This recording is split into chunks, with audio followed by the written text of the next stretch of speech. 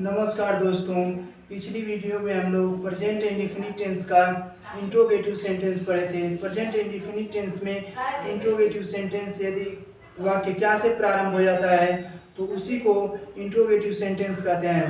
और interrogative sentence में ही एक और आता है जो प्रश्नवाचक शब्द क्या, कब, कौन, कहाँ, कैसे, ये सेंटेंस के बीच में आ जाता है, इसको भी इंट्रोगेटिव सेंटेंस ही कहते हैं।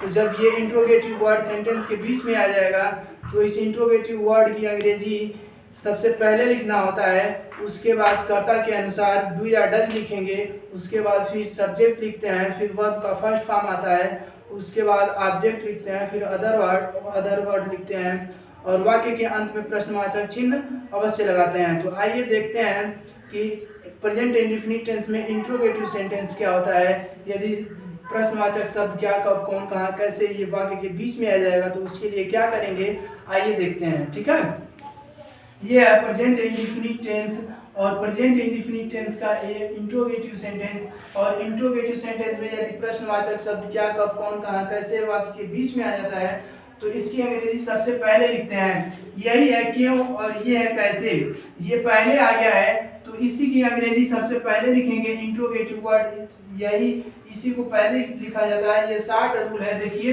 ये 60 रूल है और इस 60 रूल को समझने की कोशिश करते हैं। इंट्रोगेटिव वर्ड पहले लिखेंगे, फिर कर्ता के अनुसार डू या डज को लिखेंगे।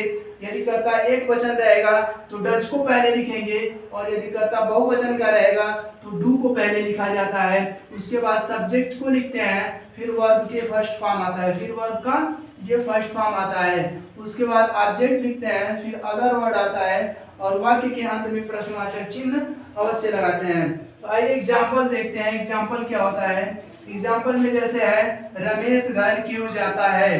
रमेश घर क्यों जाता में क्यों ये जो वर्ड है यही इंट्रोगेटिव वर्ड है और इसकी अंग्रेजी सबसे पहले लिखेंगे। तो इंट्रोगेटिव क्यों आया हुआ है तो यहाँ इसकी अंग्रेजी वाई हो जाएगा और वाई के बाद हम लोग सहायक क्रिया देखेंगे। तो सहायक क्रिया रमेश है और रमेश कर्ता एक वचन का है तो इसके लिए हम लोग डज लिखेंगे। डज लिखने के बाद फिर सब्जेक्ट लिखेंगे, सब्जेक्ट के स्थान पर रमेश है और ये एक वचन का करता है तो इसलिए डज लगाया है। और उसके बाद यहाँ पे अब सब्जेक्ट लिखेंगे रमेश, देखो रमेश और फिर वर्ब आता है। वर्ब है घर जाना, जाना इसमें वर्ब है तो वर्ब गो लिखेंगे, गो माने जाना और टू होम, होम माने घर, ये ऑब्जेक्ट है और वाक्य के अंत में प्रश्नवाचक चिन्ह लगा देंगे। ठीक है, इसके बाद ये सब्जेक्ट बहुवचन का है, ये कर्ता बहुवचन का है और इसमें इंट्रोगेटिव वर्ड कैसे आया हुआ है, यही कैसे इंट्रोगेटिव वर्ड है और यही प्रश्नवाचक सेंटेंस बना दे रहा है। तो इस कैसे की अंग्रेजी सबसे पहले लिखेंगे, कैसे की अंग्रेजी हाउ होगा और इसके बाद तुम है, तुम यानी बहुवचन का करता है तो इसके लिए सहायक क्रिया डज को लिखेंगे, डू को लिखेंगे, डू आ जाएगा।